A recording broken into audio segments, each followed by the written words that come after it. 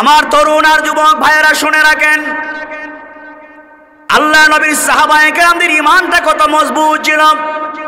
Rome সম্রাট এবার আরেকটা ষড়যন্ত্র করলো। তার বাহিনী দিয়া সুন্দর একটা কামরা সাজানো হলো। সুন্দর একটা কামরা সাজায়া সুন্দরী রূপসী মাইয়াদেরকে একদম সাজায়া গুছায়া সুন্দর কামরার মধ্যে ঢুকাইয়া দেওয়া হলো। আর মহিলাদেরকে বলে দেওয়া হলো, যাও তোমরা ওই রুমের ভিতরে যাও, সারা রাত ওই রুমের ভিতরে থাকবা। নবীর সাহাবায়ে কেরামদেরকে তোমাদের কাছে দেওয়া হবে। যে কোনো মূল্যে তোমাদের চরিত্র দিয়া, যে কোনো মূল্যে তোমাদের এই উলঙ্গ দেহ দিয়া তাদের চরিত্র যদি নষ্ট করতে পারো, তাহলে সম্ভব তবে তাদের ঈমানটা দুর্বল হতে পারে। আর ঈমান যদি দুর্বল হয়ে যায়, আমরা তাদের ঈমানটাকে পরীক্ষা করেও নিতে পারবো। ওই কামরায় ঢুকায় দেওয়ার পরে সারা রাত ওই মহিলারা তাদের দেহ প্রদর্শন করলো একদম উলঙ্গ হইয়া। কিন্তু আব্দুল্লাহ ইবনে হুযাফা ওই কামরার ভিতরে ঢুইকা সাহাবায়ে কেরামদেরকে বলল, এরে আল্লাহ নবীর সাহাবায়ে কেরাম, আল্লাহ নবী দুনিয়ায় নাই, আল্লাহ নবীর হাতে হাত রেখে ঈমান এনেছি। কিয়ামতের ময়দানে ঈমান যদি আমাদের দুর্বল হয়ে যায়, ঈমান যদি আমাদের নষ্ট হয়ে যায়, কিয়ামতের ময়দানে, হাসরের ময়দানে আল্লাহ নবীর সামনে এই চেহারা আমরা দেখাতে পারবো না। সাবধান, সতর্ক থাকতে হবে, ঈমান যেন নষ্ট না হয়, দুর্বল না হয়। একটা কাজ করো, সবাই তোমরা নামাজে দাঁড়ায়া যাও, নামাজও পড়া হবে, আমাদের ঈমানও হেফাজত হয়ে যাবে। জোরে কান সুবহানাল্লাহ। সারা রাত সাহাবায়ে কেরাম নামাজে দাঁড়িয়ে কাটিয়ে দিলেন। ও যুবক ভাইরা, আমার দেশের যুবক ভাইরা কেমন নেতাদের পিছনে দৌড়ায়, কেমন নেতাদের পিছনে আমরা দৌড়াই।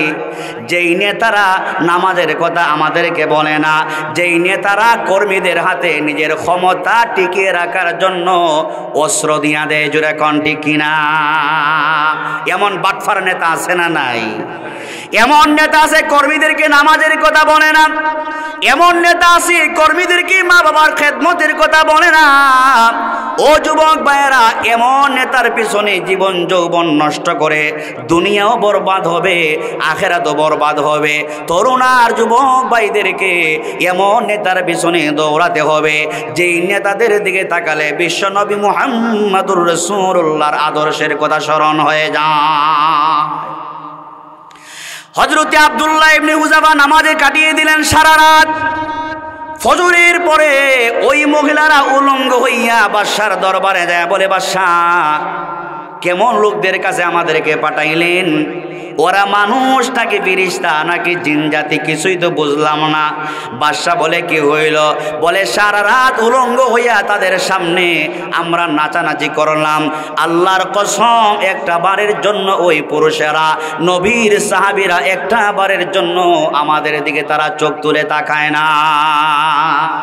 এখন পর্যন্ত আমাদের ৫৬,০০০ বর্গমাইল নিয়া, লাল সবুজের পতাকা নিয়া, এই দেশের পবিত্র মাটি নিয়া ষড়যন্ত্র আছে না নাই? জোরে বলেন, ষড়যন্ত্র আছে না নাই? এই ষড়যন্ত্রের দাঁত ভাঙ্গা জবাব দিতে হলে আমার আপনার মতো যুবক আর তরুণদেরকে সজাগ দৃষ্টিতে থাকতে হবে। কথা বলেন ঠিক কিনা? তরুণ আর যুবকরা যখন ইসলামের ঝান্ডা নিয়ে বুক টান করে মাথা উঁচু করে দাঁড়িয়ে যাবে, ইনশাআল্লাহুল আজিজ ৫৬,০০০ বর্গমাইল শুধু নয়, সারা পৃথিবীর মানচিত্রে কালিমার পতাকা মাথা উঁচু করে দাঁড়াবে। ইতিহাস প্রমাণ করে ইসলাম বিজয় হয়েছে তরুণ আর যুবকদের রক্তের মাধ্যমে। সাইয়েদনা রাসূল পাক সাল্লাল্লাহু আলাইহি ওয়াসাল্লাম যখন দ্বীনের দাওয়াত দিচ্ছিলেন, সর্বপ্রথম কালিমার পতাকা তলে যিনি আশ্রয় নিয়েছিলেন, সাইয়েদনা হযরতে সিদ্দিক আকবর আবু বকর সিদ্দিক রাদিয়াল্লাহু আনহু, যার বয়স ছিল মাত্র ৩৭ বছর। দ্বিতীয় নম্বরে যিনি কালিমা পড়ে মুসলমান হয়েছিলেন, খলিফাতুল মুসলিমিন ওমর ইবনুল খাত্তাব, যার ইসলাম গ্রহণের সময় বয়স মাত্র ছিল ২৬ বছর। আল্লাহু আকবার। এই তরুণ আর যুবকরা রক্তের মাধ্যমে আস্তে আস্তে করে তাদের শাহাদতের নজরানার মাধ্যমে আমরা ইসলাম পেয়েছি। এই ইসলামকে আজ আমরা গ্রুপিং করে, দলাদলি করে, দলে দলে বিভক্ত হয়ে, দুঃখজনক হলো সত্য, দুনিয়ার কাফের মুশরিকরা, ইসলাম বিদ্বেষীরা তারা হাতে হাত মিলাতে পারে, কাঁধে কাঁধ মিলাতে পারে। দুর্ভাগ্যজনক হলো সত্য, আমরা মুসলমান দাবি করি ইসলামের বৃহত্তর স্বার্থে, দেশ ও ইসলামের বৃহৎ স্বার্থে আমরা দল মত নির্বিশেষে আমরা হাতে হাত মিলাতে পারি না। কথা ঠিক না বেঠি? আমরা দলে দলে এখনো বিভক্ত, কে সুন্নি, কে ওয়াহাবি, কে জামাত ইসলামী, কে হেফাজত, কে চরমোনাই। এইগুলা দেখে কাফের মুশরিকরা আলেম ওলামাদেরকে জেলখানায় ঢুকায় নাই। চট্টগ্রামে অ্যাডভোকেট সাইফুল আলম ভাইকে শহীদ করা হয়েছে, জামাত ইসলামী মনে করে শহীদ করা হয় নাই, হেফাজতের মনে করে শহীদ করা হয় নাই, চরমোনাই মনে করে শহীদ করা হয় নাই, কওমিয়ার আলিয়া মনে করে শহীদ করা হয় নাই। শহীদ করা হয়েছে একমাত্র ইসলামের জন্য। জোরে কোন ঠিক কিনা? এই ইসকনের সন্ত্রাসীরা যদি মুসলমানদের রক্ত নিয়ে হুলি খেলতে চায়, তারা ঐক্যবদ্ধ হয়ে আমাদেরকে দমিয়ে দিতে চায়। দুঃখজনক হলো সত্য, আজও আমরা দলে দলে বিভক্ত হওয়ার চেষ্টা করি। আমার বড় কষ্ট লাগে, এই ফেসিবাদ স্বৈরাচারী শেখ হাসিনা পালাবার পরে 17 বছর জুলুমা, নির্যাতন, নিপীড়নের স্টিম রুলার ছাড়াবার পরেও এই দেশের ইসলামী দলগুলো আজও পর্যন্ত ঐক্যবদ্ধ হতে পারে নাই। আমাদের কপালে আরো নির্যাতন আর নিপীড়ন অপেক্ষা করতেছে। আল্লাহর কসম, আজ যদি জামাত ইসলাম সহ, হেফাজত ইসলাম সহ সকল ইসলামী দলগুলো যদি হাতে হাত রেখে আগামীকাল যদি ব্রিফিং করে বলতে পারে আমরা ঐক্যবদ্ধ হয়েছি, আল্লাহর কসম সারা বাংলাদেশের তৌহিদি জনতা, সাধারণ মানুষেরা, এই আলেম ওলামা সহ ইসলামী দলগুলোকে ভোট দিতে বাধ্য হবে। কথা ঠিক কিনা? আজ আমরা এগুলা পারি না। এর কারণে 2-4টা ইসকনের সদস্যরা আমাদের মাথায় কাঁঠাল বেঙ্গে তারা খাইতেছে। কথা ঠিক নেই? আমার কথা অন্য মাইন্ডে নিয়েন না, এটা রাজনৈতিক মাহফিল না। এইগুলা কথা বলতে হয় ভিতরে দুঃখ থাকার কারণে। দুঃখ থাকার কারণে বেদনাদায়ক কথাগুলা না বললে মনের শান্তি মিলে না, মনে তৃপ্তি মিলে না। এখনো পর্যন্ত কেন আমরা ঐক্যবদ্ধ হতে পারি নাই? লম্বা টুপি হইলেই আমরা বাঁকা চোখে তাকাই, ওয়াহাবি মোল্লা হইলেই আমরা বাঁকা চোখে তাকাই, জামাত ইসলাম হইলেই আমরা বাঁকা চোখে তাকাই, হেফাজত ইসলাম হইলেই আমরা বাঁকা চোখে তাকাই। কখন আমাদের শুভবুদ্ধি হবে আর কখন আমরা ঐক্যবদ্ধ হতে পারবো? সোনার দেশটাকে সুখী সমৃদ্ধভাবে আমরা গড়তে পারবো, এই স্বপ্ন আমাদের স্বপ্নই থেকে যাবে। আসুন আমার ভাইয়েরা, কথা দীর্ঘায়িত না করে সংক্ষিপ্তভাবে যে আয়াত তেলাওয়াত করেছি, আয়াতের উপর একটু আলোচনা করি। রাগ করেন আমার কথায়? রাগ হইলেন না। সাহাবাই কেরাম সহ আল্লাহ পাক আমার তিলাওয়াতকৃত আয়াতটা এই জন্যেই নাজিল করেছেন, যুগে যুগে সকল ইমানদারদেরকে আল্লাহ তাআলা পরীক্ষা নেবেন। কি নেবেন? একটু কথা বলেন, কি নেবেন? পরীক্ষা নেবেন। পরীক্ষা যে আল্লাহ তাআলা নেবেন, আল্লাহ তাআলা কোরআনে কোনো দলের কথা বলছেন? ইমানদার যারা, মুমিন যারা, যার ইমান যত মজবুত হবে তার ইমানি পরীক্ষা তত কঠিন হবে। আপনার ইমান যত দুর্বল হবে আপনার পরীক্ষা তত দুর্বল হবে। এই ইমানের কারণে, ইমানের উপর অটল থাকার কারণে ইতিমধ্যে আল্লাহর জমিনে আল্লাহর দ্বীন কায়েমের স্বপ্ন যারা দেখেছিল, স্বপ্নের দাওয়াত যারা দিত, আল্লাহর জমিনে আল্লাহর দ্বীন কায়েমের স্বপ্ন যারা দেখত, একামতে দ্বীনের মেহনত যারা করত, এই অপরাধেই তাদেরকে ফাঁসির মঞ্চে ঝুলানো হয়েছে। কথা বলেন ঠিক কিনা? কিন্তু যাদেরকে ফাঁসির মঞ্চে ঝুলানো হয়েছে, রাষ্ট্রপতির কাছে ক্ষমা চাওয়ার কথা বলা হয়েছে। ইমান আমার আপনার মতো দুর্বল হলে রাষ্ট্রপতির কাছে ক্ষমা চেয়ে তারা বেরিয়ে আসতে পারতেন, কিন্তু ওই আল্লাহর বান্দারা ইমানে তো মজবুত ছিল। রাষ্ট্রপতি তো হায়াত দেওয়ার কথা নয়, হায়াত দেওয়ার মালিক যিনি, চিল্লায় বলেন তিনি কে? আল্লাহ পাক হায়াত দেওয়ার মালিক। ওনারা রাষ্ট্রপতির কাছে, প্রধানমন্ত্রীর কাছে মাথা নত করে নাই, মাথা নত করেছেন যার কাছে, তিনি হলেন আকাশ আর জমিনের একচ্ছত্র মালিক আল্লাহ সুবহানাহু ওয়া তাআলা। এজন্য আল্লাহ তাআলা বলেছেন, ওয়ালা তাকুলু লিমান ইউকতালু ফি সাবিলিল্লাহি আমওয়াত বাল আহইয়াউ ওয়ালাকিন লা তাশউরুন। আমার সিলেটের ইমানদার ভাইয়েরা, শহীদি মৃত্যু কি আমরা বুঝি না?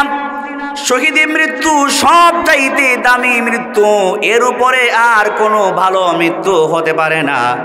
আল্লাহ পাক কালামে হাকিমের মধ্যে বলেছেন, যারা আল্লাহ পাকের রাস্তায় নিহত হয়, আল্লাহ পাকের রাস্তায় যারা শাহাদতের নজরানা পেশ করে, ওই সমস্ত শহীদদেরকে তোমরা মরা মনে করবা না, মৃত মনে করবা না। বাল আহইয়া, আল্লাহ বলেন তারা মৃত নয়, বরংস তারা হলো জিন্দা।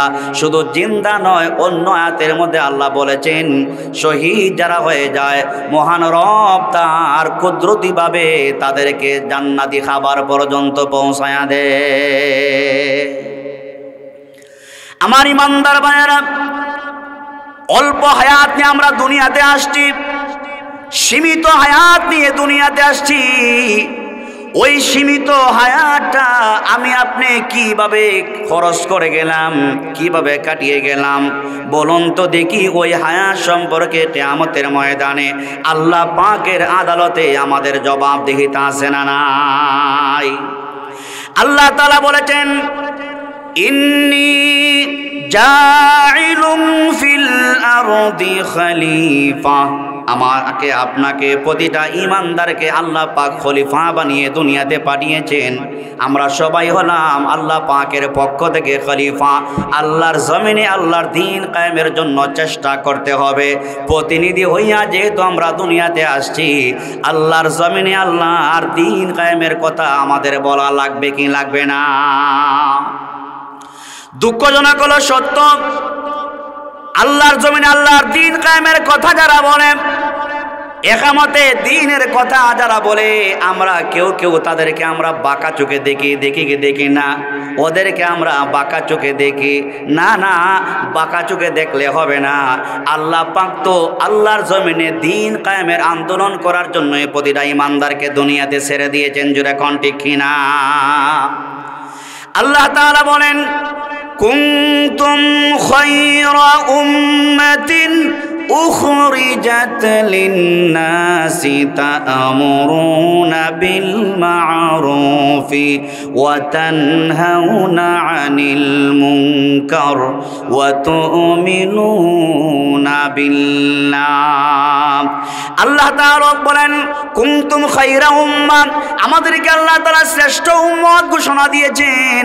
আমাদের দায়িত্ব আছে, আমার চোখের সামনে যদি অন্যায় হয় প্রতিবাদ করার দরকার আছে না নাই? জোরে কোন দরকার আছে না নাই? আমার আপনার চোখের সামনে অন্যায় হলে প্রতিবাদ করতে হবে, সৎ কাজের আদেশ দিতে হবে, অসৎ কাজে মানুষকে বাধা দিতে হবে। এটাই হলো আমার দায়িত্ব। সৎ কাজের আদেশ মানুষকে দিতে হবে, সৎ কাজের আদেশ দেওয়ার জন্যই, অসৎ কাজে বাধা দেওয়ার জন্যই রব্বুল আলামিন লক্ষ লক্ষ নবী রাসূলগণকে দুনিয়াতে প্রেরণ করেছেন। নবী রাসূলদের দরওয়াজা কিয়ামত পর্যন্ত বন্ধ হয়ে গেছে, কিন্তু নবীর ওয়ারিসদের দরওয়াজা কিয়ামত পর্যন্ত চালু আছে। আল্লাহ পাক আপনি আমাকে কিয়ামত পর্যন্ত মানব জাতি দুনিয়াতে পাঠাবেন। প্রতিটা ইমানদারের একটাই দায়িত্ব হইল আল্লাহর জমিনে আল্লাহর দ্বীনের দাওয়াত দেওয়া। জোরে কোন ঠিক কিনা? আল্লাহর জমিনে আল্লাহর দ্বীনের দাওয়াত দেওয়া এটা হলো আমাদের ঈমানি দায়িত্ব। আমার কথায় আপনারা কষ্ট পান? এটা আমাদের নৈতিক দায়িত্ব, ঈমানি দায়িত্ব। আল্লাহর জমিনে আল্লাহর দ্বীন কায়েমের কথা আমাকে আপনাকে বলতে হবে। এই কথা বলার অপরাধে আমাকে কেউ রাজাকার বলতে পারে, এই কথা বলার অপরাধে আমাকে কেউ জঙ্গি বলতে পারে, এই কথা বলার অপরাধে আমাকে কেউ সন্ত্রাসী বলতে পারে, মৌলবাদী বলে আমাকে আখ্যা দিতে পারে, আমাকে ব্যঙ্গ করতে পারে। সকল ব্যঙ্গ চিত্রকে অপেক্ষা করে আল্লাহ পাকের কাছে অপূরন্ত পুরস্কার পাইতে হলে আমাকে আপনাকে এই সব কিছু বাদ দিয়ে একামতে দ্বীনের মিছিলে স্বতঃস্ফূর্তভাবে অংশগ্রহণ করার দরকার আছে না নাই? দরকার আছে না নাই? কে কি বললো সেটা আমার দেখার বিষয় না। আল্লাহ তাআলা প্রতিটা ঈমানদারকে আল্লাহ তাআলা পরীক্ষা নেবেন। পরীক্ষা না নিয়ে কাউকে আল্লাহ ছাড়বেন না। আমাকে আপনাকে পরীক্ষা নেবেন। এই পরীক্ষাতে আমরা বিজয়ী হতে চাই কি চাই না? জোরে বলুন, আমরা বিজয়ী হতে চাই কি চাই না? বিজয়ী হতে চাইলে পৃথক হওয়া যাবে নাকি জমা থাকতে হবে? আল্লাহ বলেছেন ওয়াতাসিমু বিহাবলিল্লাহি জামিআন ওয়া লা তাফাররাকু। আল্লাহ কোরআনে আয়াত নাযিল করে জানিয়ে দিয়েছেন তোমরা আল্লাহ পাকের সেই রশ্মিকে আঁকড়ে ধরো, তোমরা পরস্পরে বিচ্ছিন্ন হইও না। আল্লাহর সেই কোরআনের আয়াত বাদ দিয়া আমরা আজ দলে দলে বিভক্ত আছি না নাই? জোরে বলেন, বিভক্ত আছি না নাই? এইভাবে বিভক্ত থাকলে হবে না। আল্লাহর জমিনে দ্বীন কায়েম করতে হলে হাতে হাত মিলাতে হবে, কাঁধে কাঁধ মিলাতে হবে। সময় এখনই চলে আসছে।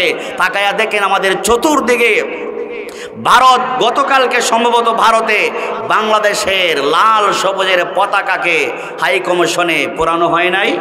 জোরে বলেন, পোড়ানো হয় নাই? পোড়ানো হয়েছে। এখনো কি আমাদের ঘুমিয়ে থাকার সময় আছে?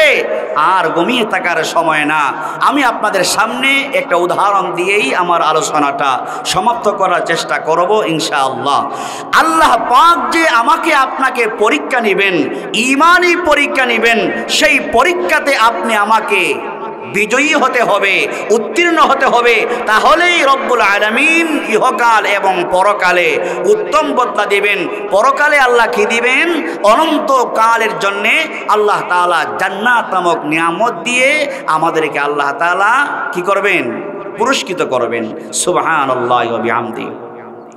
তো আল্লাহ তাআলা প্রতিটা ঈমানদারকে পরীক্ষা নেবেন ঈমানের কারণে। কয়েকটা বিষয়ের উপর আল্লাহ তাআলা পরীক্ষা নেবেন। আল্লাহ বলেছেন মিনাল খাউফ, ভয়ের মাধ্যমে। কিসের মাধ্যমে? ভয়ের মাধ্যমে পরীক্ষা নেবে। এক্সাম্পল দিলে সহজে বুঝবেন। ভয়ের মাধ্যমে আল্লাহ পরীক্ষা নেবেন। যারা ঈমানদার, অতীত ইতিহাস থেকে আপনারা অবশ্যই জানেন ঈমানের কারণে, ঈমান আনার কারণে ভয়ের মাধ্যমে সাহাবায়ে কেরামদেরকে পরীক্ষা নেওয়া হয়েছে। বেলালের ইতিহাস আপনারা জানেন, সুমাইয়াদের ইতিহাস আপনারা জানেন, খাব্বাবদের ইতিহাস আপনারা জানেন। এইভাবে আস্তে আস্তে বর্তমান পর্যন্ত এই ঈমানি আন্দোলন করার কারণে অনেককে ফাঁসিও দেওয়া হয়েছে, অনেককে জেলখানায় বন্দি করে পঙ্গু করা হয়েছে, অনেককে জেলখানাতেই শহীদ করা হয়েছে। কথা ঠিক কিনা? এই কথা বলার কারণেই বিশেষ করে আমার আপনার সকলের পরিচিত কোরআনের পাখি যাকে বলা হয় মরহুম মগফুর আল্লামা সাইদি রাহিমাহুল্লাহকে একটা মাত্র অপরাধ, উনি কোরআনের কথা বলার অপরাধে ওনাকে ইঞ্জেকশনের মাধ্যমে, বিষক্রিয়ার মাধ্যমে ওনাকে শহীদ করা হয়েছে। কথা ঠিক কিনা? তো আসুন আমার ভাইয়েরা, আল্লাহ পাক আপনি আমাকে যে পরীক্ষা নেবেন, পরীক্ষাতে আমরা কিভাবে বিজয়ী হব? সব কিছু, দুনিয়ার সব কিছু সারা যাবে, কিন্তু ঈমান সারা যাবে। বিরক্ত হন আপনারা? দুনিয়ার সব সারা যাবে, কি সারা যাবে না? ঈমান সারা যাবে না। কারণ দুনিয়ার সব সম্পদের চাইতে আমার আপনার কাছে ঈমানটা হলো সবচেয়ে বড় সম্পদ। ঈমানটা হলো সবচেয়ে কি? সবচেয়ে বড় সম্পদ আমাদের ঈমান। সব বলা যাবে, ঈমান বলা যাবে না। সব সারা যাবে, ঈমান সারা যাবে না। সব সারা যাবে, ঈমান ত্যাগ করা যাবে না। ঈমান ইমানি পরীক্ষায় আপনি আমাকে উত্তীর্ণ হতে হলে সাহাবায়ে কেরামদের মতো আমরা যদি আমাদের ইমানকে মজবুত করতে পারি, শত বাধা আর পরীক্ষা আসলেও আমাদের ইমান থেকে আমাদেরকে পিছপা করতে পারবে না। একটা উদাহরণ দিই আপনাদের সামনে। ইসলামের দ্বিতীয় খলিফাতুল মুসলিমিন আমিরুল মুমিনিন হযরত ওমর ইবনুল খাত্তাবের শাসন আমলে রোম সম্রাটের সীমান্ত এলাকা পাহারা দেওয়ার জন্য হযরত ওমর ফারুক রাদিয়াল্লাহু আনহু 17 থেকে 18 জন তরতাজা সাহাবায়ে কেরামদেরকে যারা বিবাহ করেন নাই এমন 18 জন সাহাবীকে রোম সম্রাটের সীমান্ত এলাকা পাহারা দেওয়ার জন্য পাঠানো হয়েছে। তো রোম সম্রাট তার সৈন্যবাহিনীকে ঘোষণা দিয়েছে, কোনো ইমানদারকে যদি ধরতে পারো তোমরা হত্যা করবা না, তাদেরকে আমার সামনে তোমরা তাদেরকে হাজির করবা, আমি তাদের ঈমান পরীক্ষা করতে চাই। রোম সম্রাট এই ঘোষণা দেওয়ার পরে এই তরতাজা 18 জন যুবক আল্লাহ নবীর সাহাবী সীমান্ত পাহারা দিচ্ছেন। রোম সম্রাটের শক্তিশালী বাহিনী 18 জন যুবককে বন্দী করে বাদশার রাজ দরবারে নিয়ে যায়। বাদশার রাজ দরবারে নেওয়ার পরে বাদশা দুই চোখ লাল করে বলতেছে, তোমাদের মধ্যে লিডারকে, সভাপতিকে? একজন সাহাবী বললেন, এই যে পূর্ণিমার চাঁদের মতো নুরানি চেহারাওয়ালা একজন সাহাবী হযরতে আব্দুল্লাহ ইবনে হুযাফা। ওনার দিকে ইশারা করে বললেন, উনি হলেন আমাদের লিডার, উনি হলেন আমাদের সেনাপতি। রোম সম্রাট আব্দুল্লাহ ইবনে হুযাফার দিকে তাকায়া বলে, তোমাদের চেহারায় প্রমাণ করে তোমরা কেউ বিবাহ করো নাই, অনেক আশা আকাঙ্ক্ষা তোমাদের এখনো বাকি আছে। প্রাণে যদি বাঁচতে চাও তোমরা ঈমান ছেড়ে দাও, ঈমান ছাড়লেই তোমাদেরকে মুক্ত করা হবে, তোমাদেরকে তোমাদের বাড়িতে পৌঁছে দেওয়া হবে, তোমাদেরকে হত্যা করা হবে না। তখন সময় রোম সম্রাট ছিল পরাশক্তি, তার সামনে কেউ মাথা ঢাকি দিয়ে কথা বলবে, চোখ রাঙিয়ে কথা বলবে, এই সাহস কারো ছিল না। এই রোম সম্রাট বাদশার সামনে আব্দুল্লাহ ইবনে হুযাফা বুক টান করে দাঁড়িয়ে গেলেন। বুক টান করে দাঁড়িয়ে বললেন, রোম সম্রাট, আল্লাহর কসম করে বলি, মুহাম্মদুর রাসূলুল্লাহর হাতে হাত রেখে কালিমা পড়ে মুসলমান হয়েছি, আল্লাহর কসম সব কিছু ছাড়তে পারবো কিন্তু ঈমান ছাড়তে পারবো না। আল্লাহু আকবার বলেন। রোম সম্রাট দেখলো না, এত সহজে তাদেরকে ঈমান থেকে পিছপা করা যাবে না। রোম সম্রাট এবার একটা সুন্দর একটা অফার দিল। কি দিল? সুন্দর একটা অফার ঘোষণা করলো। দেখছেন না, আমাদের দেশেও মাঝে মধ্যে কিছু আলেম আছে, এখন কোথায় আছে জানি না, হালুয়ার ভিতরে ডিম 2টা ঢুকাইয়ে দিলে এই জালেম শাসকদেরকেও জান্নাতের সার্টিফিকেট দিয়া দেয়। দেখি দেয় না? আরে 2টা ডিম পায়া এই খুনি হাসিনাকে জান্নাতের সার্টিফিকেট দিয়ে দিছে। এই আলেমরা, ওরা আলেম নামের কলঙ্ক, ওরাই হইল কোরআনের ভাষায়, শরীয়তের ভাষায় ওরাই হইল নাম্বার ছাড়া মুনাফিক। যারা জালেমের পক্ষে কথা বলে, মজলুমের পক্ষে যারা কথা বলতে পারে না, মজলুমের পক্ষে যারা বুক টান করে দাঁড়াতে পারে না, জালেমের পক্ষে যারা গোপনে প্রকাশ্যে কথা বলে কোরআন আর শরীয়তের ভাষায়, ওদেরকেই মুনাফিক বলা হয়। এজন্যই আল্লাহ পাক কোরআনে সূরা মুমিনুন যেমন নাজিল করেছেন, সূরাতুল মুনাফিকুনও আল্লাহ নাজিল করেছেন। আল্লাহ আমার আপনার চাইতে ভালো জানেন। কথা বলেন ঠিক কিনা? রোম সম্রাট দেখলো এইভাবে সহজে ঈমান ছাড়বে না, বলল, আব্দুল্লাহ ইবনে হুযাফা, এক কাজ করো, আমার ঘরে সুন্দরী একটা মাইয়া আমার আছে, যদি তুমি রাজি হও আমার মেয়েটাকে তোমার কাছে বিবাহের বন্ধনে আবদ্ধ করা হবে, আর আমার রোম সম্রাটের অর্ধেক রাজত্ব তোমাদেরকে দিয়ে দেওয়া হবে। অর্ধেক রাজত্ব তোমাদেরকে দেওয়া হবে। আমার ইমানদার ভাইয়েরা, সাহাবায়ে কেরামদের ঈমান কত মজবুত ছিল। রোম সম্রাট এই ঘোষণা দেবার পরে আব্দুল্লাহ ইবনে হুযাফা মাথা উঁচু করে বললেন, রোম সম্রাট লম্বা লম্বা অফার দিয়ে আমাদেরকে ঈমান থেকে বিচ্যুত করতে পারবেন না, ঈমান ছাড়াতে পারবেন না। আপনার সুন্দরী রূপসী মাইয়া বিবাহ করে আমি আমার মূল্যবান ঈমান নামক সম্পদকে নষ্ট করতে চাই না। আর আপনি যে বলেছেন রোম সম্রাটের অর্ধেক রাজত্ব আমাদেরকে দান করে দিবেন, আমাদের ঈমান নামক সম্পদ আমরা বলতে পারবো না। সুবহানাল্লাহ। আমার তরুণ আর যুবক ভাইয়েরা শুনে রাখেন, আল্লাহ নবীর সাহাবায়ে কেরামদের ঈমানটা কত মজবুত ছিল। রোম সম্রাট এবার আরেকটা ষড়যন্ত্র করলো। তার বাহিনী দিয়া সুন্দর একটা কামরা সাজানো হলো। সুন্দর একটা কামরা সাজায়া সুন্দরী রূপসী মাইয়াদেরকে একদম সাজায়া গুছায়া সুন্দর কামরার মধ্যে ঢুকাইয়া দেওয়া হলো। আর মহিলাদেরকে বলে দেওয়া হলো, যাও তোমরা ওই রুমের ভিতরে যাও, সারা রাত ওই রুমের ভিতরে থাকবা। নবীর সাহাবায়ে কেরামদেরকে তোমাদের কাছে দেওয়া হবে। যে কোনো মূল্যে তোমাদের চরিত্র দিয়া, যে কোনো মূল্যে তোমাদের এই উলঙ্গ দেহ দিয়া তাদের চরিত্র যদি নষ্ট করতে পারো, তাহলে সম্ভব তবে তাদের ঈমানটা দুর্বল হতে পারে। আর ঈমান যদি দুর্বল হয়ে যায়, আমরা তাদের ঈমানটাকে পরীক্ষা করেও নিতে পারবো। ওই কামরায় ঢুকায় দেওয়ার পরে সারা রাত ওই মহিলারা তাদের দেহ প্রদর্শন করলো একদম উলঙ্গ হইয়া। কিন্তু আব্দুল্লাহ ইবনে হুযাফা ওই কামরার ভিতরে ঢুইকা সাহাবায়ে কেরামদেরকে বলল, এরে আল্লাহ নবীর সাহাবায়ে কেরাম, আল্লাহ নবী দুনিয়ায় নাই, আল্লাহ নবীর হাতে হাত রেখে ঈমান এনেছি। কিয়ামতের ময়দানে ঈমান যদি আমাদের দুর্বল হয়ে যায়, ঈমান যদি আমাদের নষ্ট হয়ে যায়, কিয়ামতের ময়দানে, হাসরের ময়দানে আল্লাহ নবীর সামনে এই চেহারা আমরা দেখাতে পারবো না। সাবধান, সতর্ক থাকতে হবে, ঈমান যেন নষ্ট না হয়, দুর্বল না হয়। একটা কাজ করো, সবাই তোমরা নামাজে দাঁড়ায় যাও, নামাজও পড়া হবে, আমাদের ঈমানও হেফাজত হয়ে যাবে। জোরে কান সুবহানাল্লাহ। সারা রাত সাহাবায়ে কেরাম নামাজে দাঁড়িয়ে কাটিয়ে দিলেন। ও যুবক ভাইরা, আমার দেশের যুবক ভাইরা কেমন নেতাদের পিছনে দৌড়ায়, কেমন নেতাদের পিছনে আমরা দৌড়াই। যেই নেতারা নামাজের কথা আমাদেরকে বলে না, যেই নেতারা কর্মীদের হাতে নিজের ক্ষমতা টিকিয়ে রাখার জন্য অস্ত্র দিয়া দেয়। জোরে কোন ঠিক কিনা? এমন বাটফার নেতা আছে না নাই? এমন নেতা আছে কর্মীদেরকে নামাজের কথা বলে না, এমন নেতা আছে কর্মীদেরকে মা বাবার খেদমতের কথা বলে না।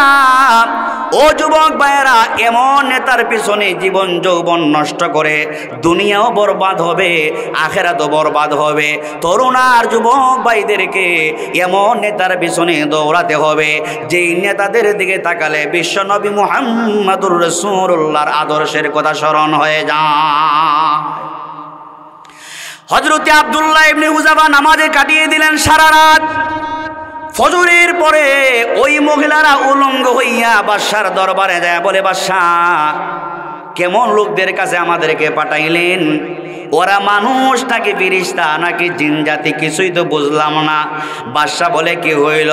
বলে সারা রাত উলঙ্গ হইয়া তাদের সামনে আমরা নাচানাচি করলাম। আল্লাহর কসম, একটা বারের জন্য ওই পুরুষেরা, নবীর সাহাবীরা একটা বারের জন্য আমাদের দিকে তারা চোখ তুলে তাকায় না। ইসলাম কি শিখায়? সারা রাত শেষ হওয়ার পরে রোম সম্রাট তাকে দেখলাম এত সহজে তাদের কাছ থেকে ঈমান নামক সম্পদকে ছিনিয়ে নেওয়া যাবে না। এবার রোম সম্রাট কি করলো? আরেকটা ষড়যন্ত্র করলো। রোম সম্রাট তার সৈন্য বাহিনী ডাইকে বলল, একটা কাজ করো, বড় একটা ডেকসি তো বুঝেন, ডেকসি বুঝেন, বড় একটা ডেকসি আনো। ওই ডেকসির ভিতরে উত্তপ্ত তেল ঢেলে দেওয়া হলো। তেল ঢেলে তেলকে উত্তপ্ত গরম করে 18 জন তরতাজা সাহাবায়ে কেরামদের মাঝখান থেকে সুন্দর ফুটফুটে চাঁদের পূর্ণিমার চাঁদের মতো একজনের চেহারা, একজন তরুণ একজন সাহাবীকে উত্তপ্ত তেলের মধ্যে এনে ঢেলে দেওয়া হলো। যেই মাত্র নবীর সাহাবীকে উত্তপ্ত তেলের মধ্যে ঢেলে দেওয়া হলো, ও মুসলমান ভাইরা, তেলের মধ্যে ঢেলে ছাড়তে দেরি হয়েছে, মাছের মতো বাজি হইতে বিন্দু মাত্র দেরি হয় নাই। আল্লাহর নবীর সাহাবী মুহূর্তের মধ্যে উনি শহীদ হয়ে গেলেন, শহীদ হয়ে গেলেন, জান্নাতের মেহমান হয়ে গেলেন। এমন সময় হযরতে আব্দুল্লাহ ইবনে হুযাফা ওই সাহাবীর চেহারার দিকে তাকায়া চোখের পানি ছেড়ে ছেড়ে কান্দে। রোম সম্রাট মনে মনে ভাবতে পারল, রোম সম্রাট মনে মনে বুঝতে পারল আব্দুল্লাহ ইবনে হুযাফার ভিতরে মৃত্যুর ভয় এসে গেছে, আব্দুল্লাহ ইবনে হুযাফার ভিতরে মৃত্যুর ভয় এসে গেছে। এই জন্য আব্দুল্লাহ ইবনে হুযাফা কাঁদতেছে। নবীর ওয়ারিস যারা, নবীর উম্মত যারা, যাদের ভিতরে ঈমান নামক সম্পদ আছে, ওরা জীবন চলে গেলেও ওরা মৃত্যুকে কোনোদিন ভয় পায় না। জোরে কোন ঠিক কিনা? মৃত্যুকে ভয় পায়? ওরা মৃত্যুকে ভয় পায় না। আব্দুল্লাহ ইবনে হুযাফা তখন হুঙ্কার ছেড়ে বললেন, এর রোম সম্রাট শুনে রাখ, আমি আমার মৃত্যুর ভয় আমি কাঁদি না। আমি তো কাঁদি এই জন্যে ওই ডেক্সির মধ্যে উত্তপ্ত তেলের মধ্যে আল্লাহর নবীর সেই সাহাবীকে না ঢেলে আমি আব্দুল্লাহ ইবনে হুযাফাকে যদি তেলের মধ্যে ঢেলে দিতে, আমি আব্দুল্লাহ ইবনে হুযাফা শহীদ হইয়া যাইতাম, আমি শহীদ হইয়া যাইতাম, আমি শহীদের মিছিলে আমি শরীক হইয়া যাইতে পারতাম। কিয়ামতের ময়দানে আল্লাহ পাকের সামনে আমি শহীদের কাতারে দাঁড়াতে পারতাম। কিন্তু আমাকে না ঢেলে আমার ভাইকে এই ডেক্সির মধ্যে ঢেলে শহীদ করে দিয়েছো। আমার এই চামড়ার চক্ষু দিয়া দেখতে পাইলাম আল্লাহ নবীর সেই সাহাবী জান্নাতের মেহমান হইয়া জান্নাতে প্রবেশ করেছে। এই জন্য রব্বুল আলামিন বলেন, ওয়ালা নাবলুওয়ান্নাকুম বিশাইইম মিনাল খাউফি ওয়াল জু। আমার ভাইয়েরা, সর্বশেষ কথা, আমাদের ঈমান নামক সম্পদ আমাদের আছে না নাই? আরো জোরে কোন আছে না নাই? ঈমান নামক সম্পদ আমাদের আছে। সাবধান থাকতে হবে, সতর্ক থাকতে হবে। এমন কাজ করা যাবে না ঈমান যাতে দুর্বল হয়ে যায়, এমন আমল করা যাবে না ঈমানটা আমাদের কি হয়ে যায়, দুর্বল হয়ে যায়। ঈমান যেহেতু আমাদের আছে, পরীক্ষা আসবে। আমাদের পূর্বসূরীরা পরীক্ষা দিয়ে তারা চলে গেছেন, আপনি আমাকেও পরীক্ষা যেহেতু দিতে হবে। সাবধান, জীবন চলে যেতে পারে, ঈমান নামক সম্পদ আমাদের সারা যাবে না। জোরে কোন ঠিক কিনা? সুতরাং ঈমানের বলে বলিয়ান হয় আল্লাহর জমিনে আল্লাহর দ্বীন কায়েমের স্বপ্ন আমাদের আছে না নাই? আরো জোরে কোন আছে না নাই? আল্লাহর এই জমিনে আল্লাহর দ্বীন কায়েম করার স্বপ্ন আমাদেরকে দেখতে হবে। আল্লাহর জমিনটা আল্লাহ পাক উর্বর করে দিয়েছেন, সময়টাকে আমাদের কাজে লাগাতে হবে।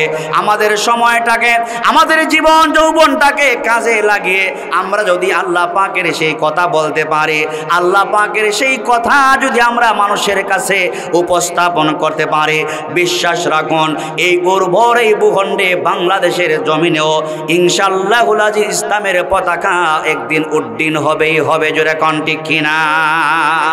এই সবুজ ভূখণ্ডে ইসলামের পতাকা উড়াতে হলে আপনি আমাকে সকলকে ঈমানের বলে বলিয়ান হয়ে সামনে অগ্রসর হতে হবে। ডানে বামে আর তাকাবার সময় নাই, সামনে আমাদের তাকাতে হবে। আমাদের পূর্বসূরীরা যেই রাস্তা আমাদেরকে দেখিয়ে দিয়েছেন, আমাদের সকলকে সামনে অগ্রসর হতে হবে। আর আল্লাহ পাকের সেই সাজানো জমিনে আল্লাহর কথা বলতে হবে। আসুন আমাদের সকলকে আল্লাহর কথা যেন আমরা বলতে পারি, একামতে দ্বীনের কথা যেন বলতে পারি। আমার 24টা ঘন্টার সময়কে আমি রুটিন করব।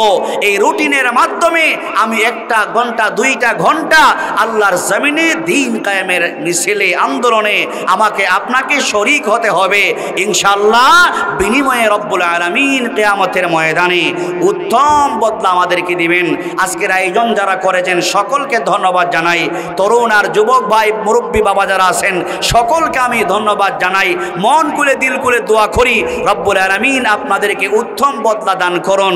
বিনিময়ে আল্লাহ তাআলা আপনাদেরকে জাযায়ে খায়ের দান করুন। উলামায়ে কেরামদেরকে সম্মান করব।